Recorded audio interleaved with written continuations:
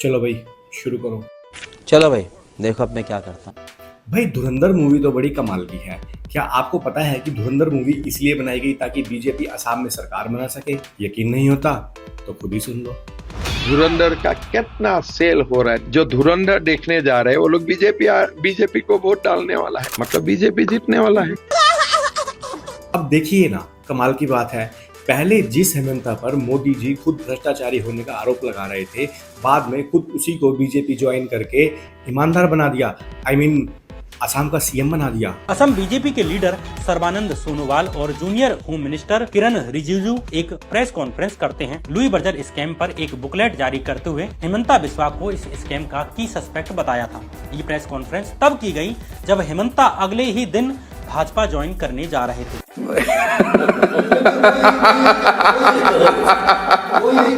एक इंटरव्यू में गृह मंत्री अमित शाह से पूछा गया, क्या हेमंता शर्मा करप्ट हैं या नहीं?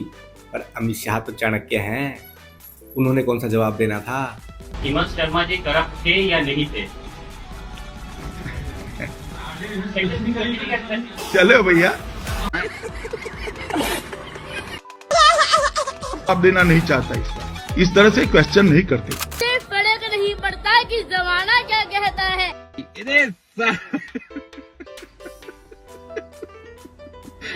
बेटी चोद के।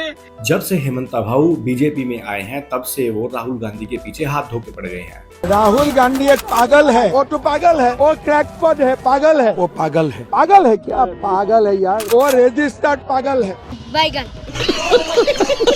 जब वो बीजेपी में नहीं थे तो कुछ बोलते थे तो उनकी बात समझ में आती थी, लेकिन जब से बीजेपी में आए हैं तो क्या बोलते हैं कुछ समझ में ही नहीं आता। 10 years back, post COVID, I started giving speech in a different way. I started speaking as if their family member is speaking.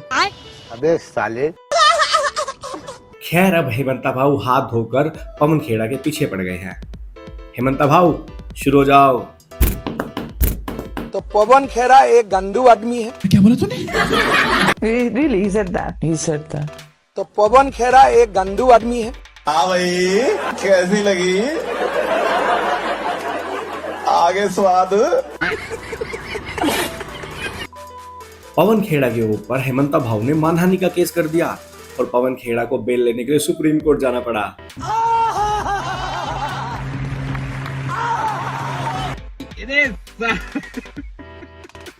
वैसे हेमंता भाऊ लेडीज के बीच में बड़े फेमस हैं। दुम्बा दुम्बा बुम्बा बुम्बा बम्बा बम्बा।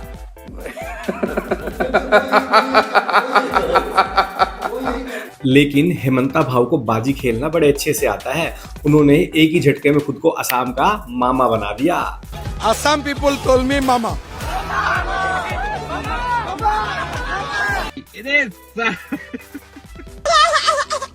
हेमंता भाऊ के ऊपर कोई भी केस नहीं है किसी भी अदालत में, वो तो ये पूछते पूछते पागल हो जाते हैं। मेरा नाम से कौन सा केस है, कौन सा देश में कौन सा अदालत है, मेरा कहाँ है? मैं तो वही पूछते पूछते पागल हो जाता हूँ। भाई कुछ केस नंबर बताओ यार।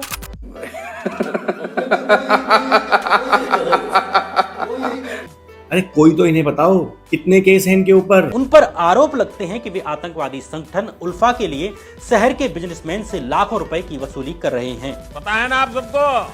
साल 2009 में NCHAC में हुए 1000 करोड़ रुपए के टेरर फंडिंग स्कैम में भी हेमंता बिस्वा शर्मा का नाम उछला। Oh my God. तो क्या बोलेंगे सर? नहीं, अब मैं पूछूंगा ऐसा कैसे हुआ। शारदा चिट फंड स्कैम में हेमंता बिस्वा शर्मा का नाम सामने आने लगता है। मैं ये कहता हूँ, ये भारत सरकार सोई हुई है क्या? वैसे केस तो बहुत थे इन पर बीजेपी में आने से पहले, पर फिर क्या हुआ? ये आखिर डिसाइड हुआ कि हम लोग बीजेपी में ज्वाइन करेगा और जो उन पर दाग लगे हैं उनको धोया जाएगा। आप क्या वॉशिंग मशीन हो?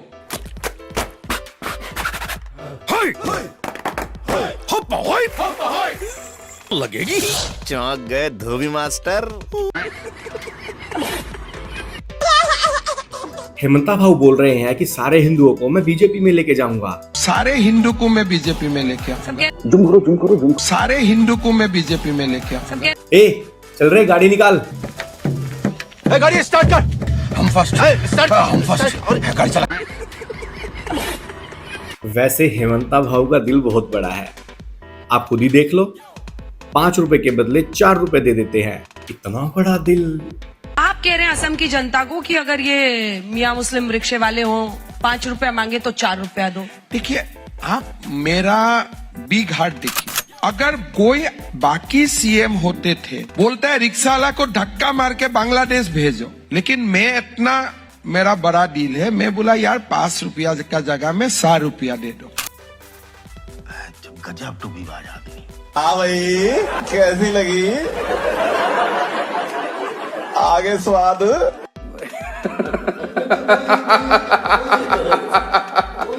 अब हेमंता भाऊ बोल रहे हैं कि हिंदू लड़कों को मुस्लिम लड़कियों से शादी करनी चाहिए। मैं असम में गांव-गांव में मुसलमान लड़का को बोलता हूँ, आप मुसलमान लड़की को शादी करो। अगर आप हिंदू को शादी करेगा तो मुसलमान लड़कियों को कौन शादी करेगा?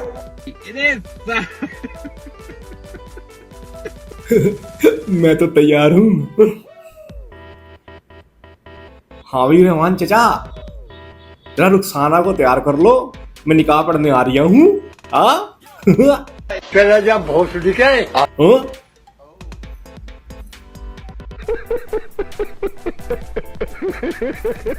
हेमंता भाऊ बोल रहे हैं कि अगर सारा देश हिंदू हो जाता है तो देश की सारी समस्याएं खुद ब खुद सोल्व हो जाएंगी।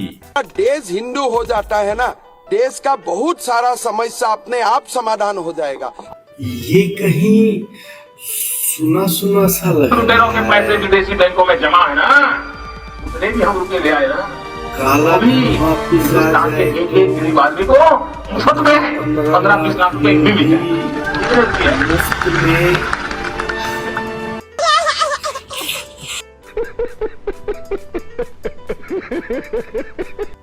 जब हेमंता भाऊ से इंटरव्यू में पूछा गया कि बीजेपी वाले तो हिंदू मुसलमान की राजनीति नहीं करते, तो पता है उन्होंने क्या कहा? सुन लो। अब आप वही कर रहे हैं। आप प्रधानमंत्री कहते हैं कि हम हिंदू मुसलमान नहीं करते। हम तो आप हिंदू मुसलमान हम तो करते, मैं तो करता हूँ। लवड़े न भोजन।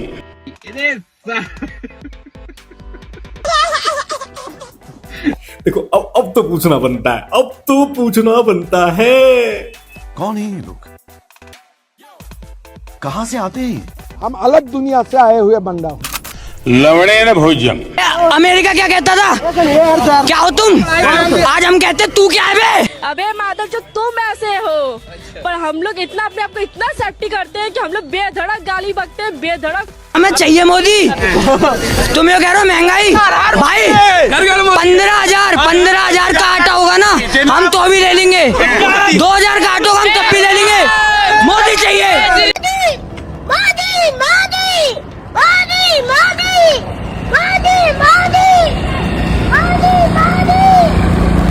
हम्बा हम्बा रम्बा रम्बा कम्बा कम्बा दुम्बा दुम्बा बुम्बा बुम्बा बम्बा बम्बा।